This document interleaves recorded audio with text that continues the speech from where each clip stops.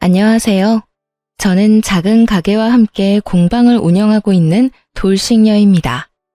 전 남편과 만나 결혼까지 하게 되었을 땐 이혼이란 생각지도 못한 일이었는데 어쩌다 보니 사랑과 전쟁에 버금가는 막장 드라마 한 편 찍고 이혼하게 되었네요.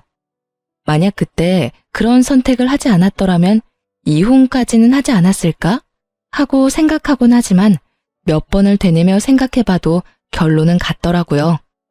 어찌되었든 결국 터질 일은 터졌을 테고 전 이혼을 하게 되었을 것이라고요. 파국과 다름이 없는 이혼을 하게 되었지만 처음 시작은 남들처럼 참 평범했어요.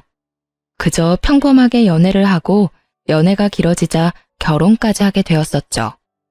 시댁은 서울에서 거리가 꽤 있는 시골이었고 친정도 가까운 것은 아니었지만 같은 서울에는 자리하고 있었어요. 그 당시 저희가 살던 집은 제가 처녀 때부터 살던 집이었는데 그 집은 제가 회사 생활 때문에 독립을 할 당시 부모님께서 미리 제 몫으로 주신 제 명의의 집이었어요. 자기야, 우리 신혼집 지금 내가 살고 있는 데서 시작하면 안 될까? 사실 그 집 부모님이 미리 해주신 내 집이거든. 지금 우리가 가진 돈으로 집을 사는 건 힘들 테고 대출이나 전세보단 지금 내가 사는 곳에서 우리 출발하는 게 좋지 않을까 해서. 그런 걸 뭘 그렇게 조심스럽게 이야기해. 나야 그렇게 해준다면 정말 고맙지. 다 좋은데 한 가지 걸리는 게 있어. 응? 뭐가? 무슨 문제 있어? 문제라기보단 사실 우리 부모님은 아직 고시식한 부분이 있어서 집은 남자가 해야 한다는 주의라서. 그렇다고 해서 부모님들이 집을 해주실 능력이 되는 건 아니고 조금 보태주실 테니 어찌되었든 집은 나보고 마련하는 게 맞다고 하셨었거든. 그래야 나도 그렇고 부모님 기도 산다고 말이야. 그래? 그럼 어떻게 하면 좋지? 이렇게 하면 어떨까?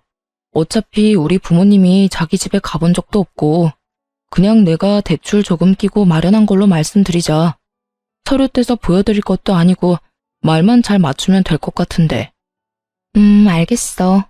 그럼 내가 우리 부모님께도 잘 말씀드릴게.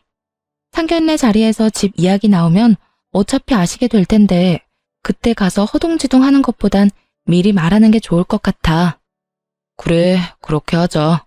그럼 내가 가정 각오해서 갈게. 집은 당신이, 혼수는 내가. 깨끗이 써서 다 바꿀 필요는 없고 침대랑 소파, 그리고 식탁만 바꾸면 돼. 그 세 가지는 다 작아서 아마 둘이 쓰긴 불편할 것 같아.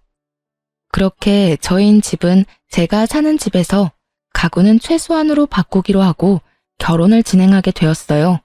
부모님과 미리 말을 잘 맞춰둔 덕분에 상견례도 잘 지나갔고 누구 하나 찌푸린 일 없이 새로운 시작을 하게 되었죠.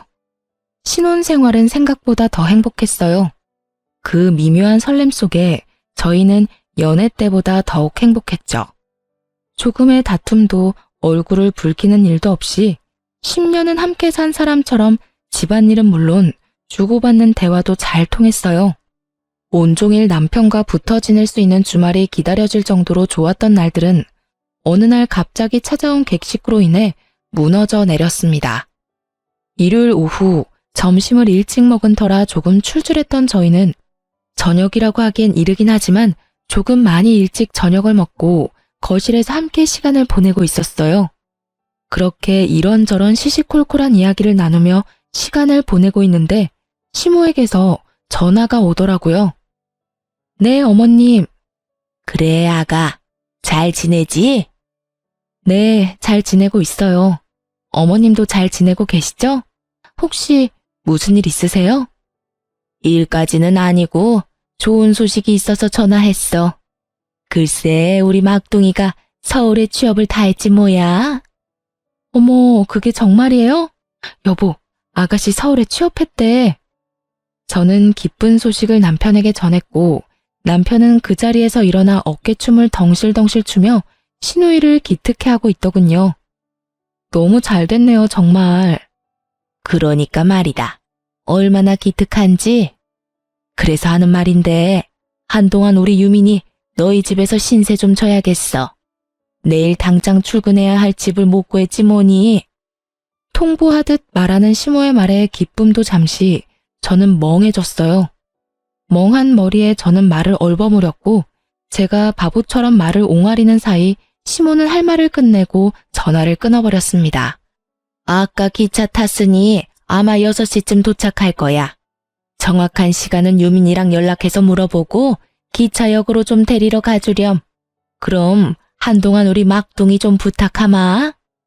이렇게 끊겨버린 전화에 전 어안이 벙벙했고 옆에서 통화 내용을 들은 남편은 눈치도 없이 신나서 시누이에게 전화를 걸어 통화를 하고 있더라고요. 남편은 7살 차이가 나는 여동생이 취업을 했다는 사실이 대견하기도 하고 그런 대견한 동생과 한동안 함께 지낼 수 있다는 사실이 많이도 신나 보이더군요. 저만 빼고 모두가 행복한 그 상황에서 제가 할 수 있는 말이 없더군요.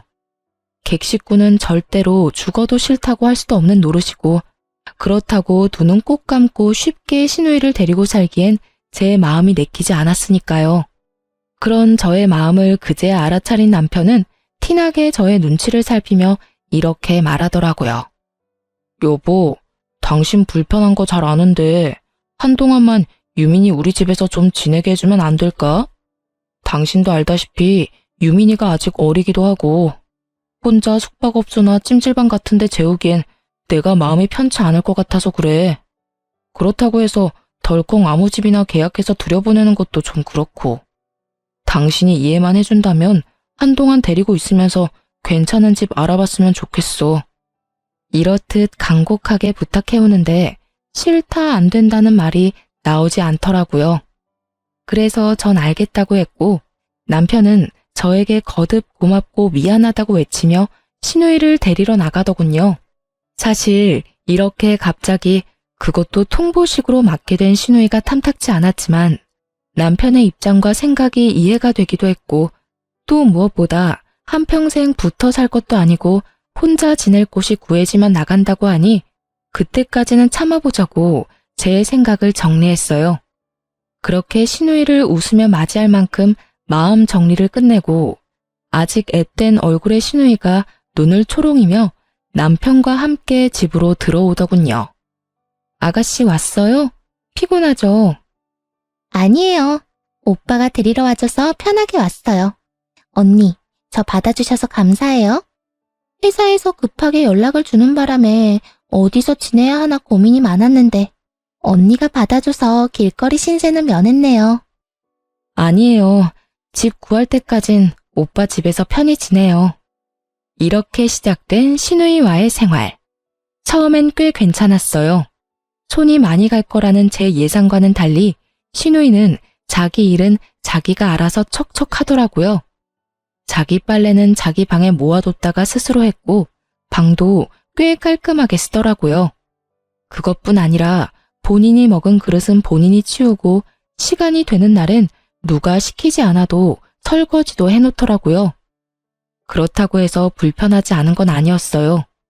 한평생 함께 산 식구도 때론 불편할 때가 있는데 하물며 시누이가 편할 리가요. 그렇게 본인의 몫은 스스로 하는 시누이가 기특하기도 기특한 시누이가 불편하기도 한 그런 상황이 이어졌고 금방이라도 끝이 날 것만 같던 그 생활은 6개월째 이어지고 있었죠. 처음 몇 개월은 주말마다 집을 알아보러 간다고 남편과 나가 밤에나 들어오던 시누이는 어느 날부턴 나가지도 않고 집에서 쉬기 시작하더군요. 힘든 회사 생활에 주말마다 나가 돌아다녔으니 아무렴 피곤했겠거니 하고 이해하려고 했는데 시누이는 이런 저의 이해를 다른 식으로 해석했는지 친구를 만난다고 나가선 술에 잔뜩 취한 채로 새벽에 들어오는 일이 잦아지더라고요. 그런 시누이에게 호되게 한 소리 해야 할 남편은 아침마다 동생에게 해장국을 끓여 먹이기 바빴고 전 그야말로 어이없는 날들을 지내게 되었어요. 자신의 몫은 스스로 하던 시누이는 집을 어지럽히는 사람으로 변해 있었고 빨래통엔 생리가 샌 옷부터 해서 양말마저도 뒤집어 던져놓는데 정말 참을 수 없는 분노가 느껴지더군요. 다들 아시잖아요. 고작 그 뒤집힌 양말이 얼마나 열받는지를요. 하여튼 전 언제 어떻게 말을 꺼내야 하나 고민이 많아졌고 적당한 타이밍을 노리던 어느 날이었어요. 어김없이 친구를 만나러 간다며 나간 신우이는 새벽이 되어서야 술이 잔뜩 취해서야 집으로 돌아왔고 현관 비밀번호조차 누르지 못해 집 앞이 소란스럽더라고요. 저는 신경질적으로 잠에서 깼고 남편 역시 잠에서 깨 익숙하다는 듯 일어나 현관문을 열어주더군요. 다른 날은 방에서 나가지도 않았던 저였는데 그날만큼은 술을 마셨든 술독에 빠졌든지 간에 한 소리 해야겠다는 생각으로 남편을 뒤따랐고 현관엔 신우이와 함께 한 남자가 서 있었어요. 낯선 남자의 등장에 저도 저지만 남편도 많이 당황한 듯했고 그런 저희의 당황스러움보다 더 당황스러운 건 그 남자의 정체였어요. 야, 박유민, 너 진짜... 이 남자는 누구야? 아, 안녕하세요. 저는 이 여자하고 아는 사이인데요. 오늘 잘 데가 없다고 했더니 하루 재워준다고 해서 왔습니다. 술을 얼마나 마신 것인지 잔뜩 취한 남자는 혀가 다 꼬인 말투로 무작정 집으로 들어오려고 하고 있었고 남편은 그런 남자를 저지하며 아무 말도 하지 않는 신우이를 향해 묻더군요. 박유민, 대답해봐. 이 남자 누구냐고. 누군데 우리 집에서 재워준다고 데리고 왔어?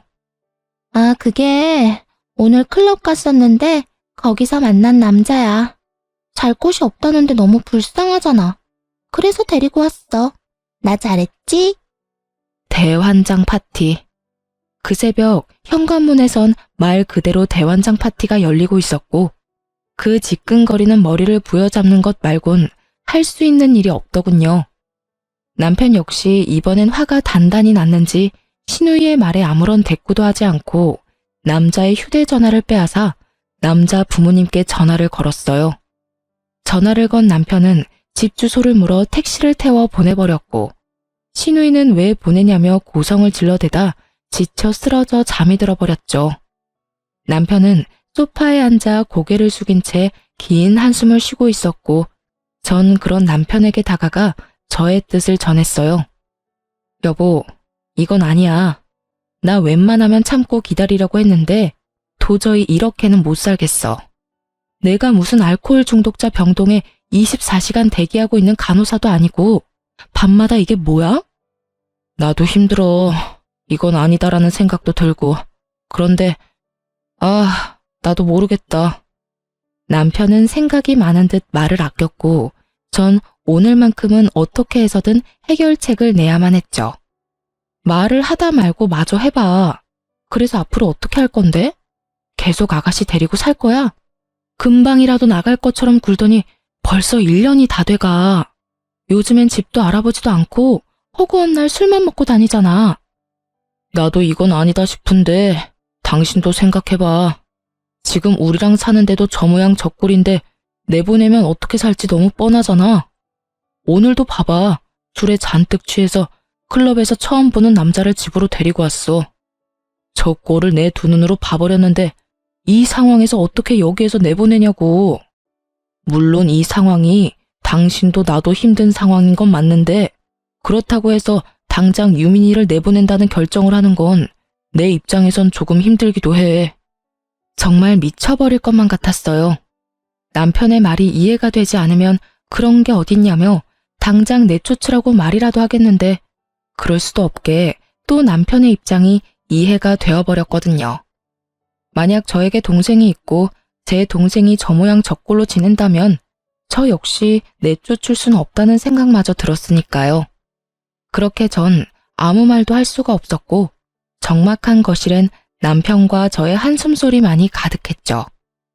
이것도 저것도 정답이 될 수 없는 상황에서 속절없이 시간만 흘러가고 있었고 이내 남편이 큰 결심을 했는지 저의 손을 잡고 이렇게 말하더군요. 여보, 이런 부탁 정말 염치 없는 거 아는데 조금만 더 기다려주면 안 될까? 내가 앞으론 유민이한테 오냐 오냐 안 하고 제대로 교육할게. 청소, 빨래 이런 건 물론이고 밤 늦게까지 다니는 거랑 술 마시고 다니는 거 등등. 당신이 일절 신경 안 쓰게 내가 한 소리 제대로 할 테니까 조금만 더 데리고 있자. 적어도 자기 앞가림은 자기가 할 수 있을 때 내보내야 나뿐만 아니라 당신도 마음 편하지 않을까? 이렇게까지 부탁하는데 어쩔 도리가 없더라고요. 알겠어. 대신 앞으론 다신 이런 일은 없도록 해야 해.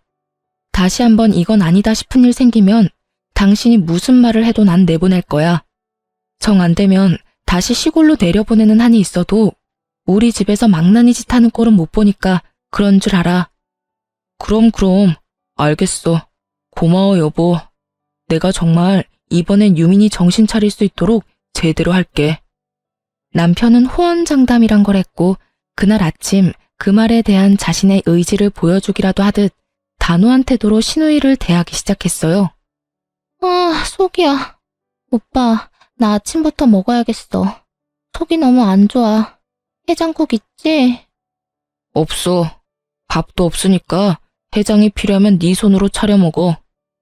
당연히 아침에 대령했던 해장국도 다정하게 괜찮냐고 물어오던 오빠의 미소도 더는 없자 신우이는 그제서야 상황의 심각성을 인지했고 급하게 눈치를 살피기 시작하더군요.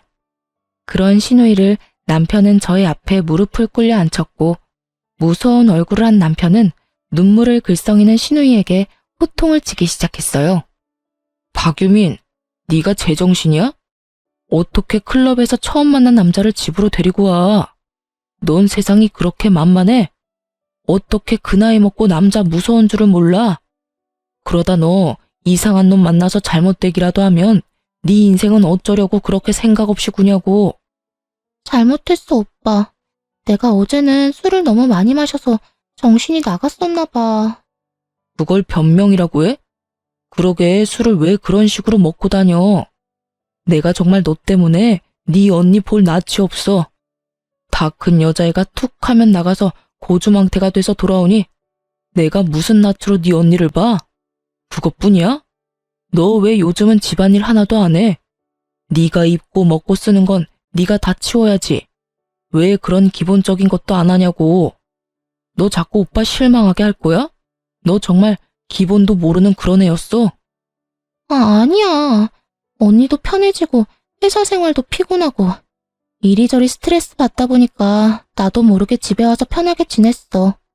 미안해. 언니 죄송해요. 제가 조심할게요. 앞으로 내가 지켜볼 거야. 한 번만 더 이런 식으로 행동하면 회사고 뭐고 당장 부모님께 연락해서 질질 시골로 끌려가게 만들 테니까 그런 줄 알고 알아서 잘해. 알겠어? 응. 정말 앞으로 정신 차리고 잘할게. 정말이야. 신우이는 눈물을 흘리며 다짐 또 다짐했고 그날 이후 점점 나아지는 행동을 보이더군요. 그렇게 또 2달가량이 지나고 저는 여느 날과 다름없이 제가 운영하는 공방으로 출근을 하고 있었어요. 저는 반지를 만드는 공방을 운영하고 있었는데 100% 예약제로 운영 중이던 터라 그날은 10시쯤 공방으로 향했죠. 손님을 맞을 준비를 마치고 기다리고 있는데 연락도 없이 예약 손님이 오지 않아 기분이 좋지 않은 채로 집으로 다시 돌아오게 되었죠. 그렇게 아파트 상가를 힘없이 지나치고 있는데 익숙한 사람이 금은방으로 들어가는 것이 아니겠어요? 그 사람은 신우이였고 아침에 출근한다며 나간 신우이가 그 시간에 금은방으로 들어가는 것을 본 저는 의아함에 신우이를 뒤따랐어요. 신우이는 제가 들어온 것도 모른 채 가방에서 반지와 팔찌, 목걸이를 꺼내고 있더군요. 이거 좀 팔려고 왔는데 여기서 팔 수 있을까요? 전 더 가까이 다가갔고 신우이가 내려놓은 물건들을 확인한 저는 경악을 금치 못했습니다. 그 물건들은 전부 저의 것으로 반지는 제가 시집 올 때 시모가 남편의 돌반지라며 나중에 아기가 태어난다면 물려주라고 주었던 반지였고 팔찌, 목걸이는 결혼할 때 제가 받았던 폐물이더라고요. 평소엔 과하기도 하고 불편하기도 해 잘하지도 않고 잘 보관해두고 있었던 것들인데 그걸 팔겠다고 가지고 나왔으니 순간 할 말을 잃고 말았죠. 아가씨, 여기서 이걸로 뭐 하세요?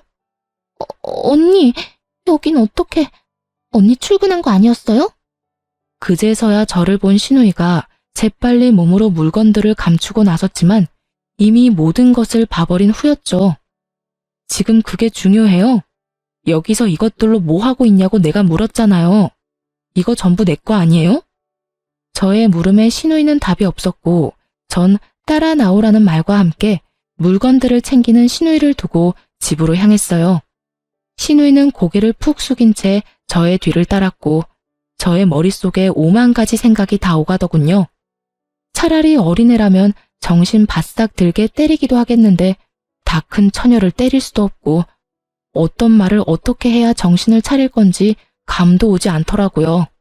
그렇게 복잡한 심경으로 집에 도착한 저는 신우이를 앉혀놓고 이야기를 시작했어요. 언니, 죄송해요. 아가씨, 지금 죄송하다고 말할 때가 아니라 왜 그런 짓까지 했는지 이유를 설명해야 하지 않을까요? 왜 내 물건까지 가져다 팔려고 한 거예요? 그게 사실은 회사를 그만둬서 돈은 없는데 카드값까지 연체가 돼서요. 돈 나올 구멍은 없고 마음은 급하고 그래서 어쩌다 보니 이렇게 되어버렸어요. 회사를 그만뒀다고요? 언제요? 이때까지 그런 말 없었잖아요. 2달 정도 됐어요. 웬만하면 참고 다니려고 했는데 일이 힘들기도 하고 사람들도 계속 잔소리만 하고 힘들게 해서 도저히 못 다니겠더라고요. 그래서 일단 그만두긴 했는데 차마 입이 안 떨어졌어요. 이렇게 말하는데 제가 차마 입이 떨어지질 않더라고요. 거기서 제가 입을 뗐다간 입에 담지도 못할 험한 말들이 뇌를 거치지 않고 쏟아져 나올 것만 같았거든요. 전 일단 남편이 오면 다시 이야기하자고 하며 방으로 들어왔고 방에서 아무리 차분히 생각을 정리해보려고 했지만 아무리 생각해도 답이 없더군요. 어떤 머리로 어떤 생각을 하고 살면 남의 물건을 제멋대로 팔아 연체된 카드값을 갚으려고 할 수가 있는 것인지 제 상식선에선 도저히 이해되지 않았고 그저 헛웃음만 나오던 그때 남편이 돌아왔어요. 전 아무것도 모르고 사람 좋은 얼굴로 웃고 있는 남편에게 신우이를 앉혀놓고 모든 일을 전했고 남편이 오기 전까진 지은 죄가 있으니 고개도 못 들고 눈치만 살피던 신우이는 제 편이 생겼다고 느꼈는지 고개를 빳빳이 쳐들고 배째란 식으로 나오더라고요. 그래서 빚이 지금 500만 원 정도 된대. 연체된 카드값 말고도 휴대전화 소액결제까지 해서 그 요금도 연체 중이래. 그래서 뭘 어쩌라고요. 그래, 내가 언니 방 뒤져서 그것들 좀 팔려고 가지고 나갔어. 그런데 뭐? 그게 무슨 죄라도 돼? 너 지금 그걸 말이라고 해? 그거 엄연한 범죄야. 범죄라고. 그게 왜 범죄야? 그 반지는 우리 엄마가 준 거고 그 목걸이랑 팔찌는 결혼할 때 오빠가 사준 거잖아. 그러면 엄연히 우리 집 거지. 우리 집 물건, 우리 집 딸인 내가 좀 가져가서 팔겠다는데 그게 왜 범죄냐고. 언니도 말 좀 해봐요. 그게 왜 언니 거예요? 그건 우리 집 돈으로 샀으니 내 것도 된다고요. 내 말이 틀렸어요? 신우이는 오히려 화를 내며 저에게까지 따지고 들었고 전 그 정신 나간 신우이에게 정확한 사실을 집어주었어요. 아가씨, 그건 아가씨 집 물건이 아니라 엄연히 제 물건이에요. 반지, 목걸이, 팔찌, 그 모든 걸 어머님이 주셨든 오빠가 줬든지 간에 그 사람들이 저한테 줬으니 이제 제 물건이라고요. 그런 제 물건을 아가씨는 허락도 없이 가지고 가 팔려고 했고 그건 엄연히 범죄이자 제가 경찰에 신고하면 잡혀갈 일이에요. 알겠어요? 제 말이 끝나자 신우이는 흥분하며 폐물을 저에게 냅다 던져버렸고 전 그런 신우이에게 참았던 화를 분출해냈어요. 이게 뭐 하는 짓이에요 도대체? 잘못했다고 빌어도 모자랄 판국에 이게 뭐 하는 행동이냐고요? 저는 소리를 질러버렸고 신우이는 눈 하나 깜빡하지 않고 이렇게 말하더군요. 내가 더럽고 치사해서 돌려준 건데 왜요? 다 언니 거라면서요. 그래서 다 돌려준 거예요. 아가씨, 정말 이딴 식으로 나올 거예요? 내가 뭐요? 내가 뭘 어쩐다고 저런데? 돌려줘도 난리네 정말. 다 됐고. 오빠, 나 500만 원만 줘. 아니, 빌려줘. 내가 취업해서 갚을게. 어쩌면 사람이 저리도 뻔뻔할 수가 있는지. 돈 500만 원이 옆집 개 이름이라도 되는 양 신우이는 아무렇지 않게 남편에게 500만 원을 요구했고 돈 관리는 모두 제가 하고 있던 터라 남편은 대답도 하지 못한 채 제 눈치를 살펴댔죠. 이걸 어쩌죠? 아가씨, 오빠 돈 없어요.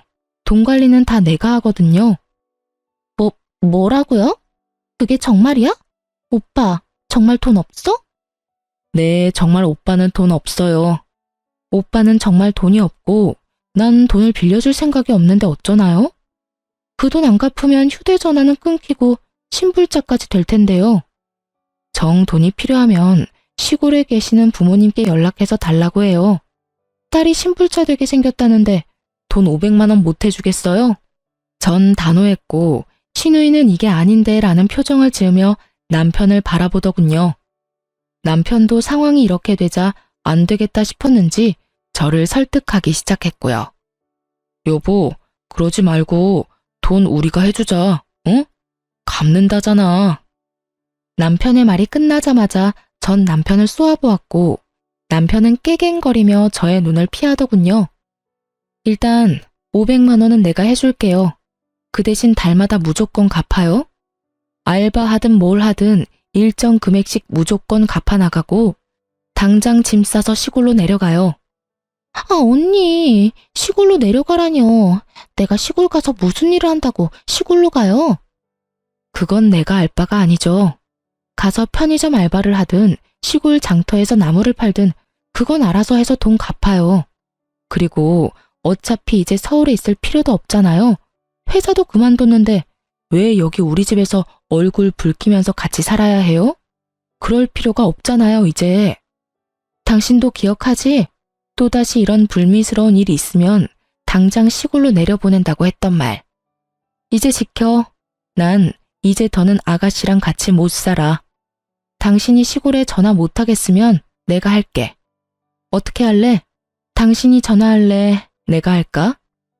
제 말에 남편은 자신이 전화를 하겠다고 했고 신우이 역시 서울 생활보다 돈이 더 급했던 터라 알겠다고 하며 짐을 챙기더군요. 그렇게 신우이는 집을 나서는 그 순간까지 저에게 사과 한마디가 없었고 저는 마지막까지 기분이 상한 채 신우이를 보내버렸습니다. 신우이가 집을 나가고 다시 평화가 찾아와야 할 저희 집엔 다른 문제가 생겨나기 시작했어요. 그것은 다름 아닌 귀가 시간이었어요. 어느 날부터 야근이 많아진다 싶더니 그 시간마저 점점 늦어지기 시작하더군요. 야근도 한두 번이지 많게는 일주일에 4번이나 야근을 핑계로 늦었고 어떤 날은 새벽에 나갔는지 아침에 일어나면 혼자인 경우도 간혹 생겨나기 시작했어요. 그쯤 되자 전 남편의 외도를 의심하게 되었고 또 아침을 혼자 맞이하게 된 날 전 결국 폭발해버리고 말았습니다. 당신, 나랑 이야기 좀 해. 응? 무슨 이야기? 당신 요새 바람났어? 딴 살림이라도 차렸어? 요즘 왜 그러는 거야, 진짜? 바람이라니, 갑자기 왜 그런 말을 해? 몰라서 물어? 요즘 툭 하면 야근이라고 늦고, 오늘도 새벽에 갑자기 나가선 집에 오지도 않고 바로 출근했잖아. 이 모든 걸 설명할 수 있는 이유가 여자밖에 더 있어? 저는 남편을 닥달하기 시작했고 남편은 곤란한 표정으로 제 눈치를 살피더니 모든 사실을 털어놓기 시작했어요. 사실 그게 유민이 시골 안 갔어. 뭐? 시골을 안 가? 그러면 지금 어디 있는데? 혼자 따로 방 잡아줬어. 엄마가 유민이 방 얻을 돈은 내가 따로 가지고 있었거든. 그걸로 따로 원룸 계약해서 혼자 지내고 있어.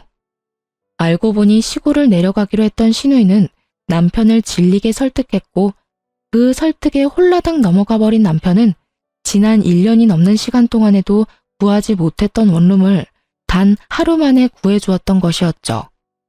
눈물로 애원하니 방은 얻어줬지만 막상 얻어주고 나니 혼자 있을 여동생이 걱정되었던 남편은 퇴근 후 신우이의 집에서 시간을 보내고 돌아오거나 신우이가 집에 없는 날엔 신우이가 돌아올 때까지 기다렸다가 돌아왔다고 하더군요. 그럼 새벽에 뛰어나간 건 왜 그런 거야? 설마 아가씨 술 취해서 데리러 간 거야? 술이 잔뜩 취한 채로 전화가 와서 어쩔 수 없이 데려다주고 바로 출근하곤 했어. 미안해 여보.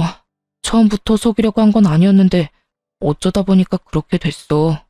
전 이쯤 되니 남편 역시 제정신은 아니라는 생각이 들더군요. 그렇게 여동생이 걱정되면 저와 결혼할 것이 아니라 여동생이나 평생 끼고 살지.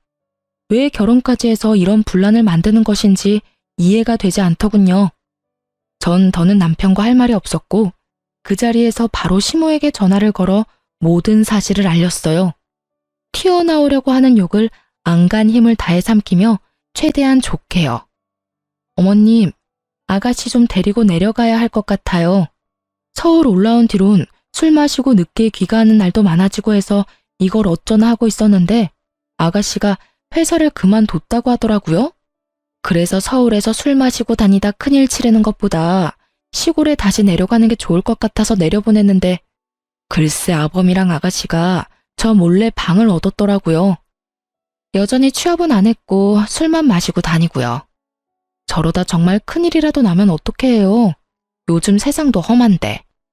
두 사람한테 아무리 말해봤자 제 말은 듣지도 않아요, 어머님. 그러니까 어머님께서 오셔서 아가씨 좀 데리고 내려가 주시면 안 될까요?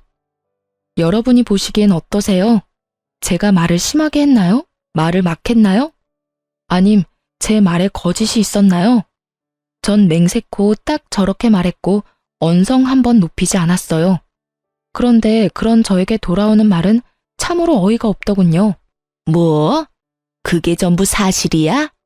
그래서 애 혼자 지금 생활하고 있다고? 그게 말이나 되니? 너희 믿고 올려보냈으면 잘 데리고 있었어야지. 내보내긴 왜 내보내? 애가 들떠서 술도 좀 마시고 늦게 다닐 수도 있는 거지. 그렇다고 큰맘 먹고 서울 간 애를 내쫓아내기나 하고 말이야. 네가 어쩌면 그럴 수가 있어. 순식간에 저는 죄인이 되었고 더는 참을 수가 없었어요. 제가 오죽했으면 그랬을까요? 술 먹고 클럽에서 처음 만나는 남자를 집에 데리고 오는 것도 모자라서 제 패물하고 어머님이 물려주신 돌반지까지 훔쳐서 팔려다가 저한테 딱 걸렸어요. 그래놓고 저한테 한다는 말이 다 자기 집에서 해준 물건이라 자기가 갖다 팔려고 했는데 그게 무슨 죄가 되냐고 하더라고요. 그러면서 저한테 물건을 던지기도 했고요. 그런데도 제가 잘 데리고 있었어야 했나요? 저한테 미안하다 말 한마디도 없는 아가씨를요? 제가 왜요? 제가 왜 그렇게까지 해야 하는 건데요? 저는요, 최대한 좋게 그 상황을 풀어가 보려고 했어요. 그런데도 상황이 이렇게 되어버렸고 더는 안 될 것 같아 어머님께 전화드렸던 거예요. 제가 오죽했으면 어머님께 전화까지 했겠냐고요. 뭐라고? 물건까지 훔쳤단 말이야? 네, 그런 짓까지 하더라고요. 난 네 말 못 믿는다. 내 딸이 그런 짓까지 했을 리가 없어. 거짓말도 정도껏 해야지. 그렇게 데리고 살기 싫으면 데리고 살지 말거라. 너 같은 애한테 우리 딸 맡기고 싶은 마음도 없으니 너도 내 딸한테 신경 끊어. 신우이가 누굴 닮아 그 모양 그 꼴인지 너무 잘 알겠더군요. 전 더는 신우이가 뭐라든 신경 쓰지 않기로 했고 남편에게 이렇게 말했습니다. 난 더는 아가씨 일에 이러쿵저러쿵 상관하지 않을 거야. 그러니까 당신이 알아서 해. 대신 다시 한번 아가씨 일로 얼굴 붉히는 일이 생기는 날엔 난 당신하고도 안 살 거야. 무슨 뜻인지 알지? 그날이 당신하고 나하고 이혼하게 되는 날이라고 말하고 있는 거야. 알겠어. 더는 유민이 일로 신경 쓰이지 않게 할게. 아, 맞다. 그런데 나 한동안은 지금처럼 늦을 수도 있어. 그것만 좀 이해해주면 안 될까? 아, 알겠어. 딱 그것까지만이야. 대신 너무 자주는 안 돼. 알겠어? 그렇게 또 한 차례 고비를 넘기게 되었어요. 그 다음날 시모에게 한 소리를 들었는지 신우이에게서 전화가 와 개거품을 물기 시작하더군요. 언니, 정말 너무한 거 아니에요? 어떻게 엄마한테 다 말할 수가 있어요? 이런 전화할 시간에 취업이나 하세요. 나한테 돈 줘야 하는 건 알죠? 만약에 꼬박꼬박 입금 안 되면 이번엔 어머님이 아니라 아버님한테 전화할 거니까 그런 줄 알아요. 아버님 성격은 나보다 아가씨가 더 잘 알 테고 아가씨 그 모양 그 꼴로 지내고 있는 거 아버님이 아시면 아마 모르긴 몰라도 털이란 털은 다 밀려서 끌려내려가지 않겠어요? 그놈의 돈. 무슨 짓을 해서라도 입금할 테니 걱정하지 말고 있어요. 신우이나 시모나 저나 예절은 밥 말아먹은 것이 분명하더군요. 사람 말은 끝나지도 않았는데 냅다 끊어버리는 꼴을 보아하니 말이에요. 그렇게 전화가 끊긴 후 몇 달 동안은 불안할 정도로 평온함의 연속이었어요. 새로 취업했다는 신우이의 소식도 전해지며 돈도 다 갚아나가고 있었고요. 남편은 간혹 새벽에 나가는 일이 있긴 했지만 그마저도 최근엔 전혀 없었습니다. 주말엔 남편과 여유롭게 보내며 휴식을 취한 후 월요일이 되면 출근하고 그렇게 여유롭고 평화롭게 하루하루를 살아가고 있었어요. 그러던 어느 날 저녁을 먹고 있는데 남편에게 전화가 왔고 통화 내용으로 보아하니 신우이인 것 같더라고요. 또 무슨 일인가 싶은 것도 잠시 남편의 표정이 걷잡을 수 없이 굳어지더니 저에게 잠시 나갔다 오겠다는 말만 남기고선 집을 급하게 나가버리더군요. 신우이의 전화부터 해서 굳어진 남편의 표정까지. 전 불안해지기 시작했고 그 불안은 곧 현실이 되어버렸어요. 몇 시간 뒤 쭉 처진 어깨를 하고 돌아온 남편의 뒤로 시모와 신우이 그리고 낯선 남자 한 명이 뒤따라 들어오더군요.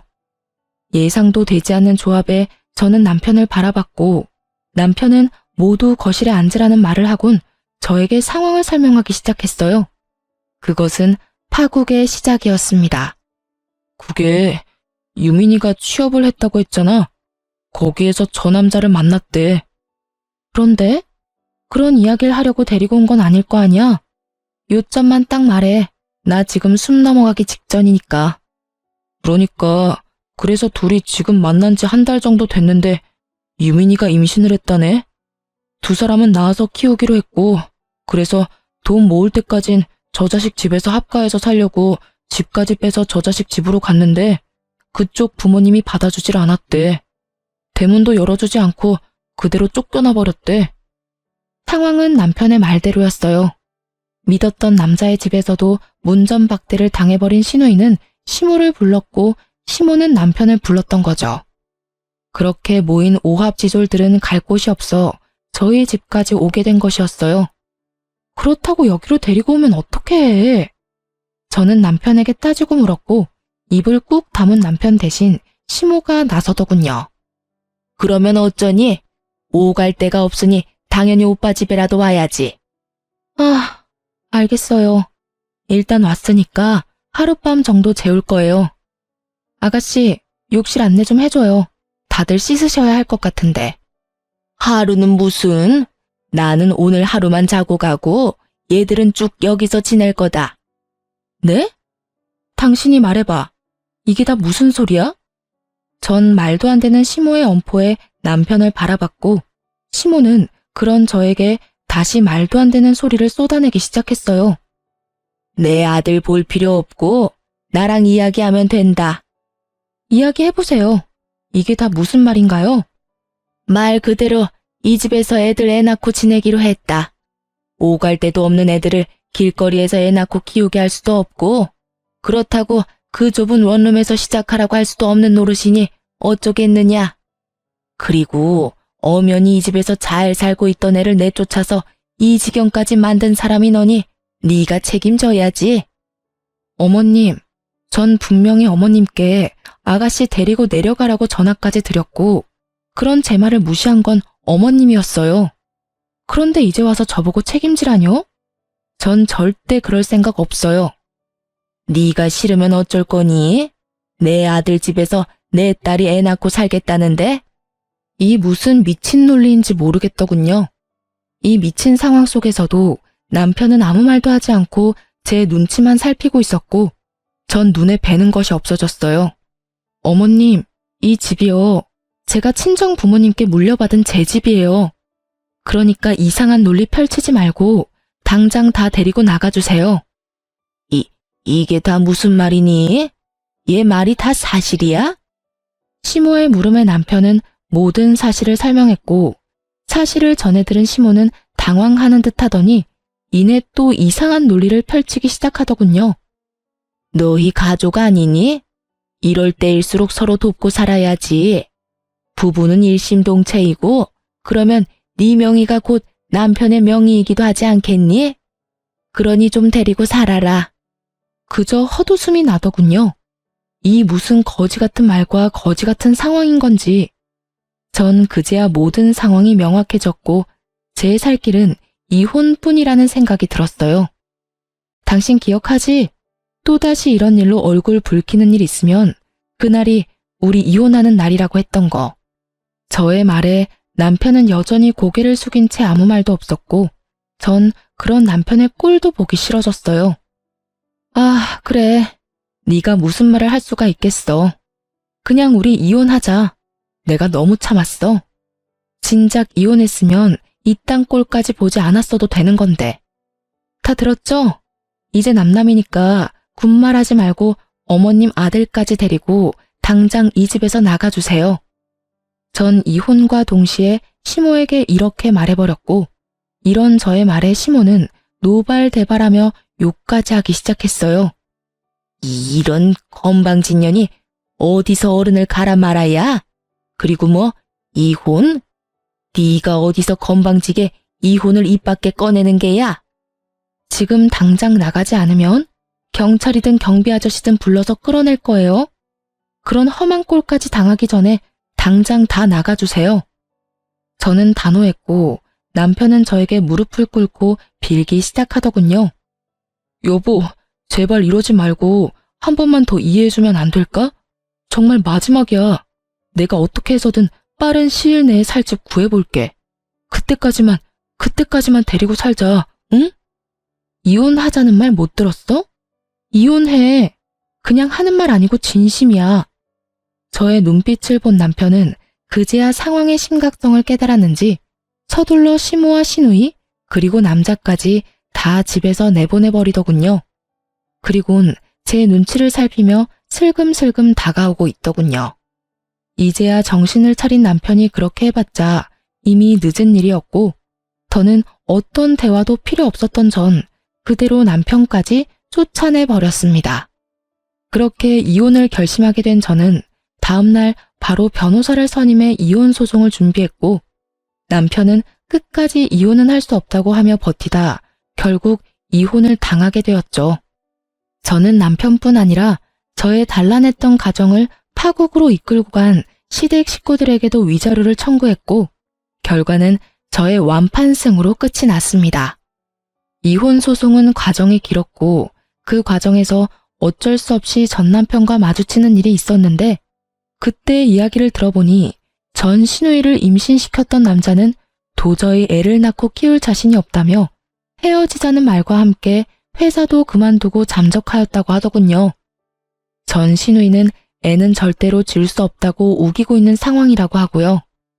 상황이 그렇게 되자 전 시부도 모든 사실을 알게 되었고 시부는 딸과의 연을 끊어버림과 동시에 상황이 그렇게까지 될 때까지 모든 상황을 방관한 전 시모까지 모조리 집에서 내쫓아 버렸다고 했어요. 쫓겨난 전 시모는 동생 집에서 지내고 있다고 하고요. 그렇게 전 남편은 꼼짝없이 이혼까지 하고 전 신우와 함께 그의 자식까지 한평생 책임지고 살아야 할 신세가 되어 있었어요. 전 그런 전 남편에게 이렇게 말해주었습니다. 그렇게 동생이라면 껌뻑 죽더니 그 사랑하는 동생하고 그 동생의 자식하고 오래오래 행복하게 뒷바라지하면서 잘 살아. 저의 말에 전 남편은 낙담한 듯 눈을 감아버리더군요. 아마 모르긴 몰라도 밑 빠진 독에 물 붓기 아니겠어요? 전 신우의 돈 씀씀이야 말하면 입 아프고 전 남편은 위자료들을 주느라 빚을 냈을 테니까요. 거기다 지금 사는 집 역시 빚일 테니 한평생 빚내고 빚을 갚고 빚내고 빚 갚는 그 굴레 속에서 벗어나긴 힘들 겁니다. 이혼 후 끊임없이 찾아오는 전 남편 때문에 집도 공방도 모두 옮겨버렸어요. 전화번호 역시 바꿔버린 터라 더는 그 인간들과 엮이는 상황은 없어졌네요. 그저 건너 들은 소식으론 전 시누이는 결국 애를 출산했고 출산하고 난 후 애는 제대로 보지도 않고 여전히 정신 못 차린 망나니로 살고 있다고 해요. 혹시나 엄마가 된다면 변할 수도 있진 않을까 했던 제 예상은 산산이 부서졌고요. 전 남편은 낮에는 일하고 밤에는 애를 보느라 꼴이 말이 아니라고 하고요. 뭐, 다 자기가 만든 상황이니 불쌍하지도 않더군요. 전 공방을 운영하며 작은 주얼리샵까지 오픈해 함께 운영 중입니다. 아직 매출이 많은 건 아니지만 온라인 매출이 꾸준하게 상승해주고 있어 요즘엔 일에 더욱 매진하며 지내려고 하고 있어요.